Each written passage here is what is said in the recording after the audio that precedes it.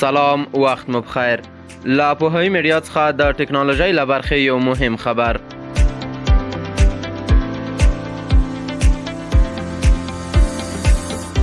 یو الوتونکی موټر د دوه هوایي ډګرونو ترمنځ په بریالیتوب سره هوایي سفر وکړ.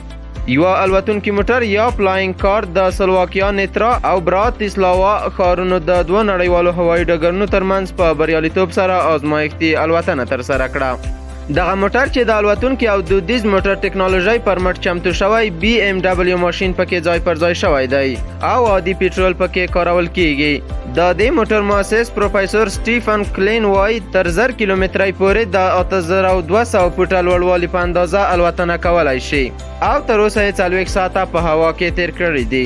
لا موټر نه د الوتکې بڼې ته د بدلون لپاره دا ګاډی یوازې 2 دقیقې او 15 ثانیې وخت ته اړتیا لري. کله چې دغه موټر پر ځمکه ګرځي د الوتنې لپاره پکې لګول شوی وزرې له دروازو سره ونغښتل شي او د عادي موټرو په څیر سفر کوي. پروفیسور کلین د خبریالانو مخکې لومړی دغه موټر د الوتکو پر ځغاستلیکه یا رنوی وځغلاوه او وروسته یې د الوتکې په څیر عادي الوتنه وکړه.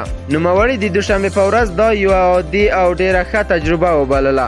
په هوا کې د موټر تګ په 1 ساعت کې 170 کیلومترو ته ورسید. دې موټر کې 2 کسان کېناستی شي او د وزن کچه 200 کیلوګرامو ته رسیږي. خو د ډرون ټاکسي برعکس دا موټر مخامخ هوا ته نشي پورته کېدای ځکه ځغاستلیکې ته اړتیا لري. راتلونکي کې الوتونکو موټرو ته هیلهمندي په ډېرېدو ده ځکه په ساینس فکشن فلمونو کې د دې ډول موټرو ډېرې بیلګې لیدل کېږي. په 2019 کال کې کنسلټنټ شرکت مورګن سټینلی وړاندوینه کړې چې تر 2040 کال پورې به د الوتونکو موټرو برخه کې تر 15 ټریلیون ډالرو پورې پانګونه وشي.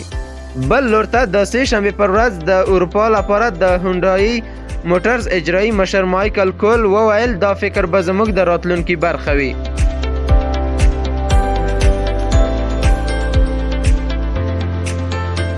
لا پوهاوي میډیا څخه د ټکنالوژۍ له برخې مهم خبر هم دومره و. تر بیا ښې چارې.